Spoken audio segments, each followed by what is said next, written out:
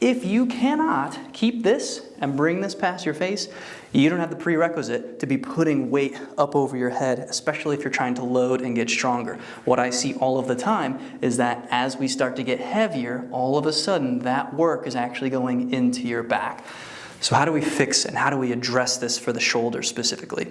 Number one, you're going to work on your rotation. So shoulder rotation in particular is critical because it's literally the end point of your humerus bone, the insertion of it into the joint, so that when we get into internal and external rotation, you're starting to teach your joint that you have the capacity and the ability to generate force in full external and in full internal.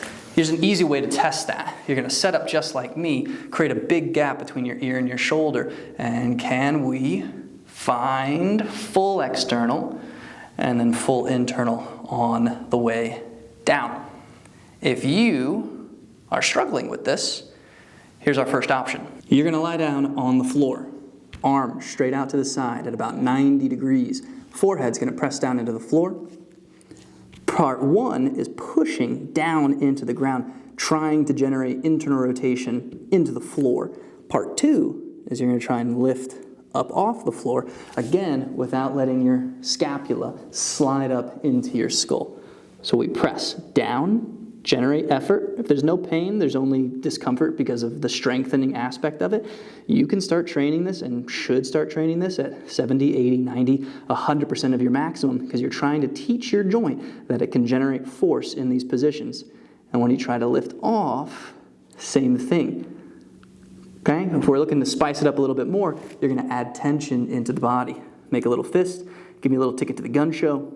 Press, drive, create as much force as you humanly possibly can downwards, breath, and slow ramp up. Think 20, 30, 40, 50, 60, 70, maximum effort. Drive that fist. Try not to break with your wrist. Keep everything nice and flat. Try not to rotate weirdly through your forearm. Number one rule is that if you're not telling your body to do it and it's doing something weird, that's a no-go, right? So we keep and test things like scientists. 90 degrees, wrist nice and flat, forearm parallel to the ground, drive that sucker up into the ceiling. Training internal rotation is going to be our sleeper stretch. So shoulder, elbow, all perfectly out in one line. If this is uncomfortable, you can put a pillow or a block underneath your head.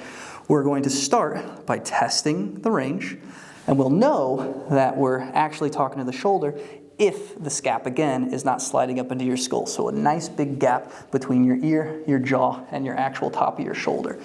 Once you're in your end range, part one is trying to rotate up into the hand. Build, build, build, build, build. Again, if you're cooking, it feels pretty good. You're going for maximum capacity on this. And then you're going to try escaping from your hand to increase that range with force. You close the gap by bringing your hand down, and we repeat. Breathe, generate, hold.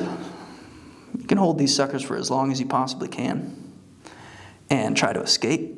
Or close the gap. One more, breath. And reach.